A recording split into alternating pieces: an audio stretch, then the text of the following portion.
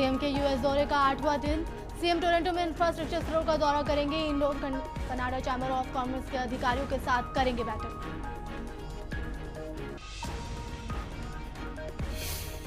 और ओप की मांग को लेकर दिल्ली के जंतर मंतर पर पूर्व सैनिकों का प्रदर्शन जारी। विदेश राज्य मंत्री वीके सिंह की बेटी मृणाली भी पूर्व सैनिकों के साथ धरने पर बैठी।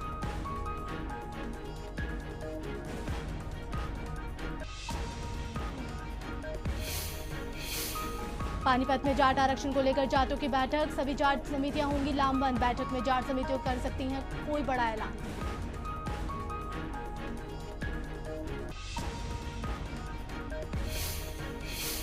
गुड़गांव में महिला टीचर की हुई मौत। 20 अगस्त को प्रेम प्रसंग के कारण आरोपी फौजी ने महिला टीचर को मारी थी गोली।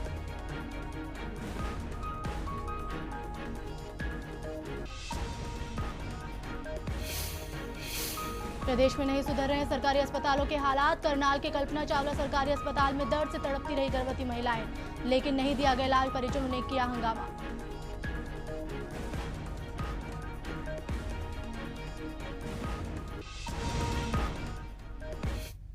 नमस्कार, आप देख रहे हैं जनता टीवी। मैं हूं आपके साथ आश्रम त्यागी। चलिए रुक कर लेते हैं खबरों की तरफ। भारत के साथ एनएसए वार्ता रद्द करने के लिए जम्मू कश्मीर के उप मुख्यमंत्री निर्मल सिंह ने पाकिस्तान को जिम्मेदार ठहराया है। उन्होंने कहा है कि वार्ता रद्द होने के पाकिस्तान की हकीकत एक बार फिर सामने आ गई है। निर्मल सिंह ने कहा है कि पाकिस्तान के इस फैसले से उसकी कपट भरी कूटनीति का खुलासा भी हो गया है।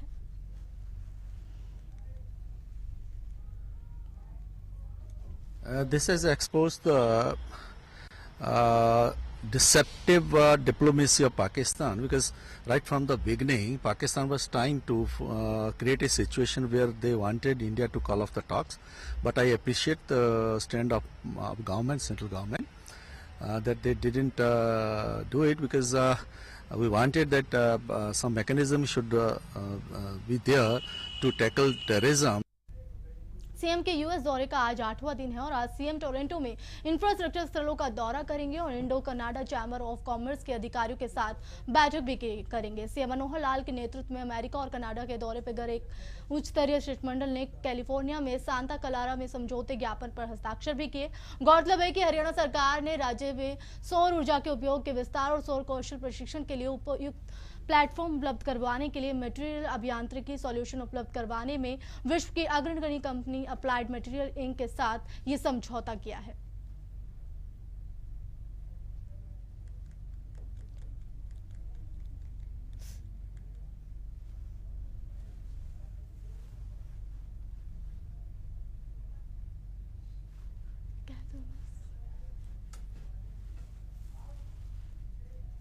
कैथल में रणदीप सुरजेवाला ने मोदी सरकार पर निशाना साधते हुए कहा कि पिछले 67 से 68 सालों में बीजेपी उग्रवाद को लेकर सबसे कमजोर सरकार रही है और मोदी सरकार का उग्रवाद और पाकिस्तान को लेकर ढुलमुल रवैया है।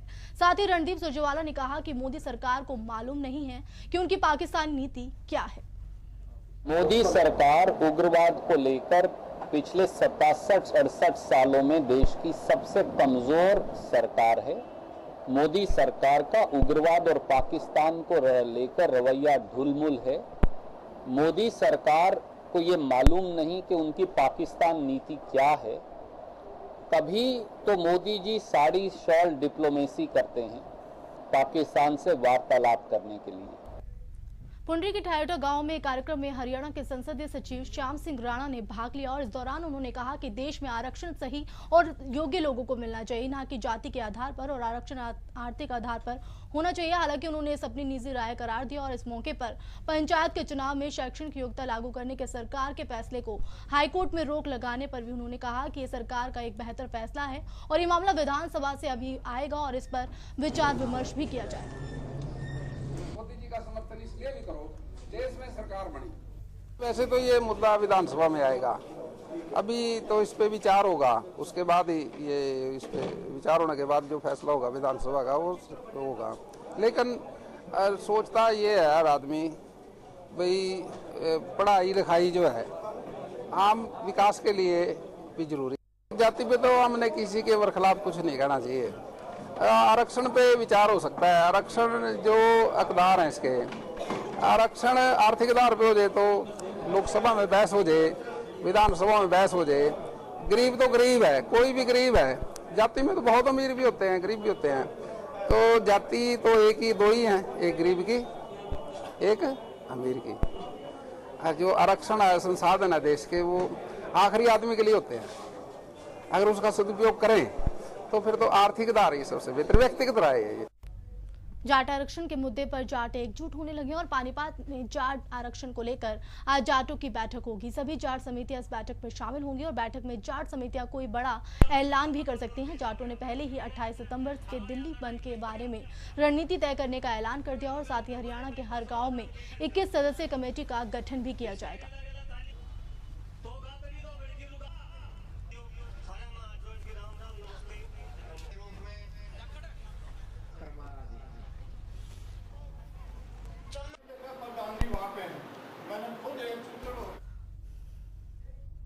प्रदेश में एसटेट परीक्षाओं को लेकर जारी सस्पेंड शनिवार को आखिरकार खत्म हो गया और दिल्ली में शिक्षा मंत्री रामविलास शर्मा और बोर्ड के चेयरमैन टीसी गुप्ता के अधिकारियों के साथ मुलाकात में फैसला लिया गया कि अब ये परीक्षाएं अगस्त में न होकर अक्टूबर महीने में गृह जिलों में ही होंगी।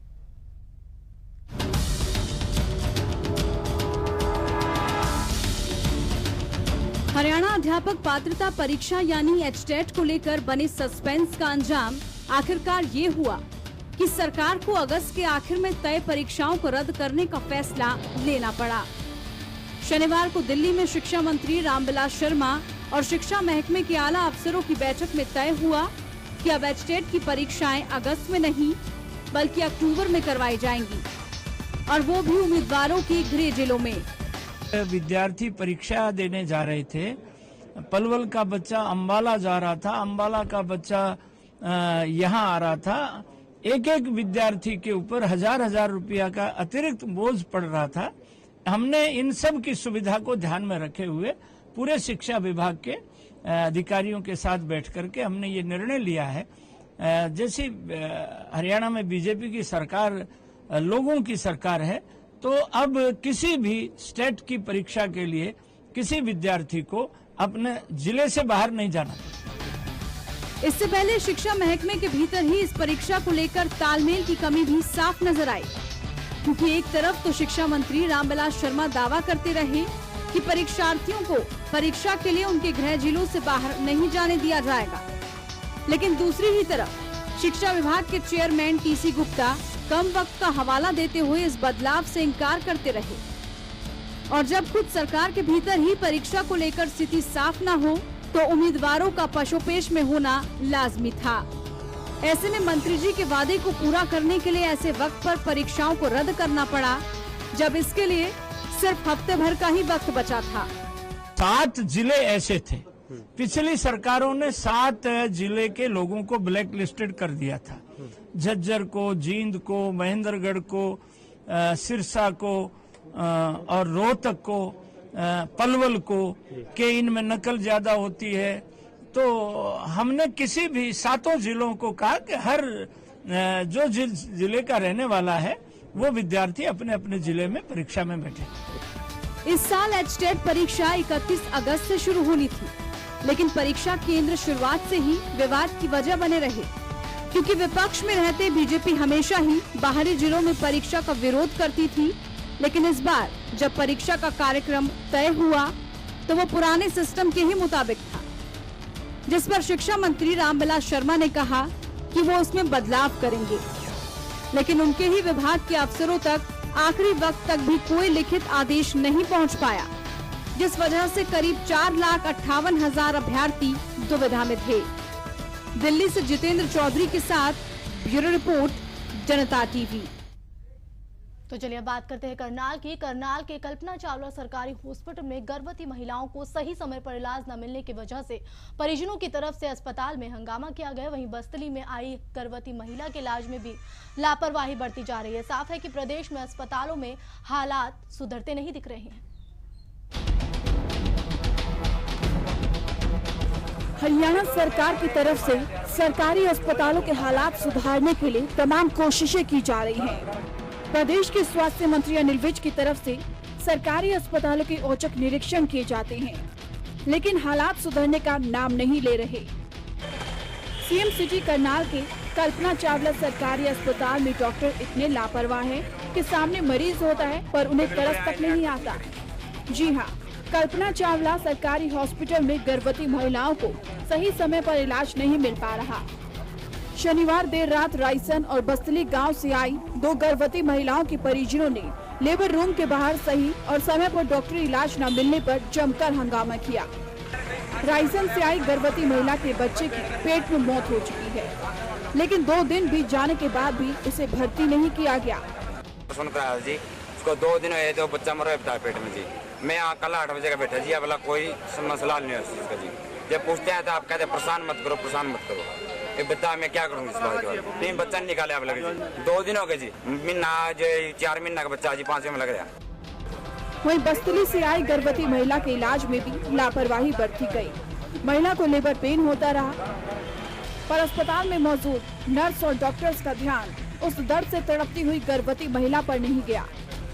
पीड़िता महिला के पति की माने तो कई घंटों तक इंतजार के बावजूद उसकी गर्भवती महिला को कोई इलाज नहीं दिया गया। ऐसे में जाए तो जाए कहाँ? कोई देखभाल नहीं, बिना चेकअप के ये बोल दिया गया कि आप वापस जाओ, इसका कोई दर्द नहीं है। 50 किलोमीटर गांव पड़ता है बस्तली गांव जी, और कोई देखभाल वापस मेरे को धक्का मार के यहाँ से बाहर निकल गया हॉस्पिटल। कोई ऐसे एडमिशन नहीं, मेरी घरवाली का कोई कुछ नहीं है और ना कोई देखभाल करता है यहाँ पे। और सिक्योरिटी गार्ड है, कान का फोन लगा बैठ जाएंगे, कोई देखभाल ही नहीं है बिल्कुल। मैं यहाँ सरकारी हॉस्पिटल में सर से सरकारी मतलब कानून कार्रवाई होनी चाहिए। जिनकी जो वर्कर अंदर बैठी है, जो लेडीज है, वो जो सरकारी मतलब नर्स वगैरह है, सबकी सब मतलब कोई देखभाल ही नहीं है जी बिल्कुल। हालांकि ये कोई पहला मामला नहीं है, पहले भी डॉक्टर्स की कई बार लापरवाही सामने आई है। ऐसा लगता है कि सरकारी अस्पतालों का स्टाफ कभी सुधर ही नहीं सकता, फिर चाहे उनकी बेपरवाही के कारण किसी मरीज की मौत क्यों न हो जाए। जनता के लिए करनाल से कमरजीत की रिपोर्ट। वहीं मेवात में सालों से सीएसटी का काम बंद पड़ा हुआ है। 2.5 करोड़ की लागत से बनने वाले इस भवन का काम 2012 में पूरा होना था, लेकिन आज तक ये निर्माण कार्य पूरा नहीं हो पाया है। भवन का कार्य अधर में लटका हुआ है और पिघनवा कस्बा के डॉक्टर मुकेश गोयल का कहना है कि लोगों को पूर्ण मात्रा में स्वास्थ्य सेवाएं नहीं मिल रही हैं। वहीं अस्पताल में पानी की कमी है, यहाँ कोई लेडी डॉक्टर भी नहीं है। आपको बता दें कि 39 साल गांव के लिए एक ही अस्पताल है जिसमें 3 से 4 बेड हैं और गांव के लोगों ने कहा है कि अस्पताल में सुविधा नहीं होने से मरीजों को अलाफिया, मेडीखेड़ा अस्पताल, अलवर या फिर दिल्ली के लिए रेफर किया जाता है। और ग्रामीणों को मामले को लेकर कई बार अधिकारियों से शिकायत भी कर चुके हैं, लेकिन समस्या का कोई समाधान नहीं हुआ है।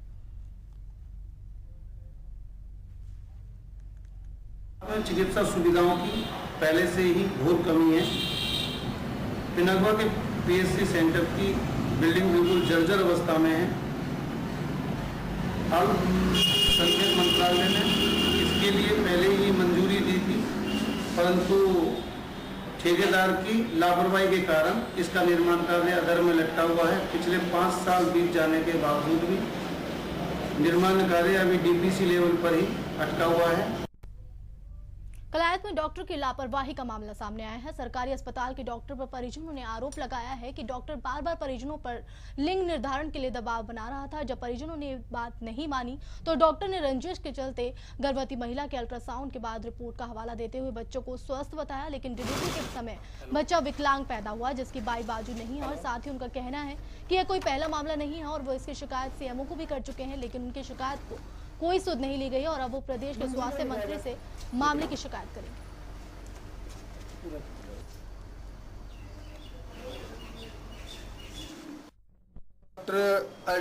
एम के अग्रवाल डॉक्टर के खिलाफ सख्त कार्रवाई की जाए। इसको अल्ट्रासाउंड करना नहीं आता। इसके बहुत ही ऐसे बच्चे हैं जो इसने खराब किए हैं और ये ले देकर अपना अल्ट्रासाउंड चलाने लग रहा है। इसी पर मैंने शिकायत की थी। जब इसके 7-8 दिन के लिए अल्ट्रासाउंड बंद हो गया था, फिर दोबारा इन चालू कर दिया। क्योंकि ये मेरी गलती नहीं है, तुम्हारी गलती है। मैंने इसकी शिकायत स्वास्थ्य मंत्री और महानिदेशक को भी की है और ये कहते हुए सीएमओ साहब को भी की है, जिसपे मेरी कोई कार्रवाई नहीं की है।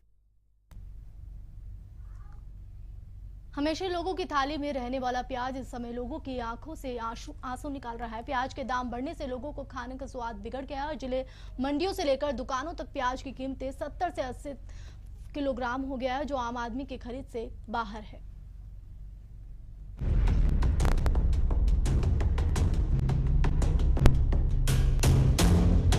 तस्वीर देखकर आप अंदाजा लगा सकते हैं कि मंडियों और दुकानों पर सबसे ज्यादा दिखने वाला प्याज अब बहुत कम दिख रहा है। लोगों की थाली में हमेशा रहने वाले प्याज के दाम आसमान छू रहे हैं। सोनीपत की मंडियों और दुकानों में प्याज का दाम 70 रुपए प्रति किलो बताया जा रहा है। वहीं अगर कुरुक्षेत्र और हिसार की मंडियों की बात करें तो यहाँ भी सेम रेट पर प्याज बिक रहा है। महंगे होने के कारण प्याज आम आदमी की रसोई और थाली से गायब है। प्याज के बिना लोगों के खाने का स्वाद बिगड़ रहा है। वहीं गृहिणियों का कहना है कि जहां पहले सब्जी में 2 प्याज डालते थे, वहीं अब 1 प्याज से ही गुजारा कर लेते हैं। किसानों के पास स्टोर किया गया प्याज अब खत्म हो चला है। ऐसे में प्याज के अवैध भंडारण और कालाबाजारी से भी गुरेज नहीं है। वहीं सब्जी थोक विक्रेता ने प्याज की बढ़ती कीमतों का कारण बेमौसम बारिश को बताया है। उनका कहना है कि बारिश के चलते काफी फसल खराब हो गई है। आज आलू टमाटर आज में सबसे ज्यादा प्याज बिक है 50 रुपए किलो आई। अभी बारिश के कारण खराब हो गया प्याज, इसलिए महंगा है, फसल कम हुई है। जहां गरीब आदमी प्याज और टमाटर के सहारे ही अपना जीवन यापन करता है, वहीं प्याज की बड़ी कीमतों से उन्हें मजबूरन महंगी सब्जी खरीदनी पड़ रही है। ऐसे में देखना ये होगा कि बढ़ते प्याज के दाम को रोकने के लिए सरकार कितना कामयाब होती है। ब्यूरो रिपोर्ट, जनता टीवी। गुड़गांव पुलिस ने एक फर्जी एसीपी के 2 साथियों के साथ गिरफ्तार किया है। पुलिस के मुताबिक आरोपी अपने आप को एसीपी बताकर पुलिस वालों को ठगा करता था और इसके अलावा इससे पूछताछ में पता चला है कि आरोपी एक कोयला व्यापारी के साथ साथ चंडीगढ़ पुलिस को भी अपना शिकार बना चुका है। फिलहाल पुलिस मामले की जांच में जुट गई है।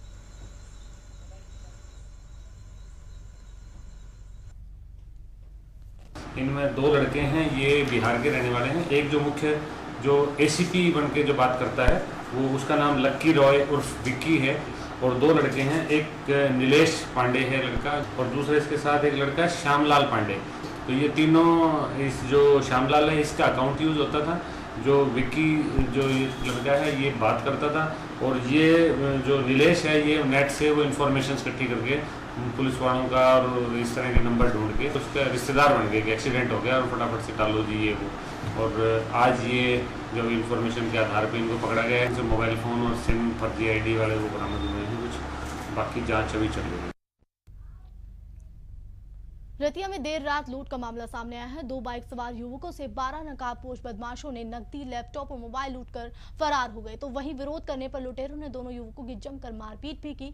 लूट का शिकार हुए दोनों युवकों को फिलहाल रतिया के सामान्य अस्पताल में भर्ती करवाया गया है। पुलिस ने मामले की जाँच शुरू कर दी है। अजीत कुमार है, ये कह रहे हैं भी मोटरसाइकिल पे हम अपने गांव में जा रहे थे, प्राइवेट जॉब करते हैं और इनसे लैपटॉप व 1 लाख रुपए छीनने बता रहे हैं। अभी जांच कर रहे हैं, जैसे भी सूरत होगी कार्रवाई करें। वहीं रेवाड़ी में स्विफ्ट और बुलेरो में जोरदार टक्कर हो गई। घटना उस वक्त की है जब राजस्थान के जिला झुंझुनू निवासी एक परिवार के 4 लोग स्विफ्ट कार में सवार होकर गुड़गांव के राजस्थान जा रहे थे। तभी रेवाड़ी दिल्ली रोड पर मसानी गांव के पास स्विफ्ट के सामने से आ रही बुलेरो गाड़ी से टक्कर हो गई, जिसमें स्विफ्ट कार में सवार 70 वर्षीय घनश्याम और नरेंद्र नाम के बुलेरो चालक की मौत हो गई, जबकि 4 लोग गंभीर रूप से घायल हो गए। घायलों को अलग अलग अस्पतालों में भर्ती करवाया गया है। वहीं पुलिस मामले की जाँच कर रही है। ये एक बुलेरो गाड़ी और एक स्विफ्ट कार का एक्सीडेंट हुआ है। बुलेरो गाड़ी रेवाड़ी से धारवाड़ा जा रही थी और स्विफ्ट गाड़ी गुड़गांव से आ रही थी, बड़बर जा रही थी। स्विफ्ट गाड़ी में 4 लोग सवार थे और बुलेरो गाड़ी में 2 सवार थे। बुलेरो गाड़ी में ड्राइवर चलाने वाला था, वो खुद एक्सपायर हो गया और साथ में बैठा इंजर्ड हुआ है। स्विफ्ट गाड़ी में जो चला रहा था उसके पास में उसके पिताजी बैठा था, वो एक्सपायर हुआ है। बाकी इंजर्ड 2 इंजर्ड हैं, उनके विषय पता नहीं है रात को कौन से हॉस्पिटल में, उनका पता नहीं है। 4 टोटल 4 इंजर्ड है, 2 एक्सपायर है।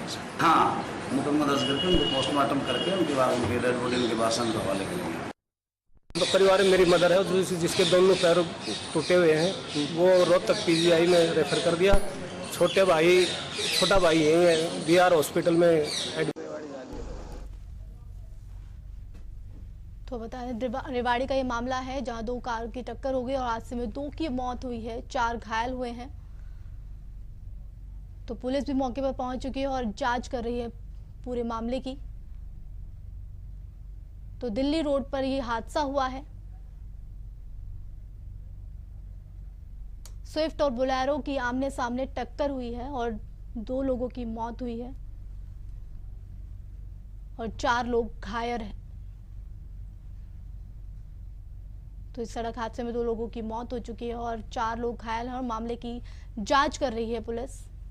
तो रेवाड़ी से आपको बता रहे हैं कि दिल्ली रोड पर सड़क हादसा हुआ है, 2 लोगों की मौत हो चुकी है और 4 लोग घायल हैं और स्विफ्ट और बोलेरो की आमने सामने टक्कर हुई और इस हादसे में 2 लोगों की मौत हो चुकी है, 4 लोग घायल हैं। पुलिस भी मौके पर पहुंच चुकी है और मामले की जांच कर रही है। तो रेवाड़ी से आपको बता रहे हैं ये खबर, जहां स्विफ्ट और बोलेरो कार की टक्कर हुई है और टक्कर में 2 लोगों की मौत हो चुकी है मौके पर और 4 लोग घायल हुए हैं। वहीं मौके पर पुलिस भी पहुंच चुकी है और पूरे मामले की जांच कर रही है पुलिस।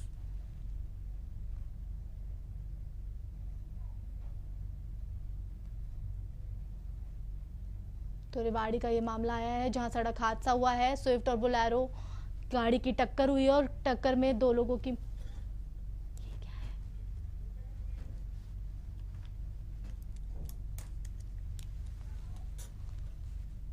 उड़ीसा के पुरी में भारत पाकिस्तान के बीच शांति संदेश देने के लिए अंतर्राष्ट्रीय कलाकार सुदर्शन पटनायक के रेत पर रेत की मूर्तियां बनाई गई हैं और रेत कलाकार की माने तो भारत पाकिस्तान वार्ता पर चर्चा चल रही है, इसलिए उसने एक शांति संदेश देने के लिए सोचा है और इस रेत मूर्ति कला को देखने के लिए पर्यटक सहित लोगों की भी भीड़ उमड़ पड़ी है और इस मूर्ति कला के हाथ मिलाने के आकार में भारत और पाकिस्तान के झंडे ने लोगों को आकर्षित किया और एक मूर्ति में शांति संदेश पकड़े हुए कबूतर को शांति दूत बनाया गया है।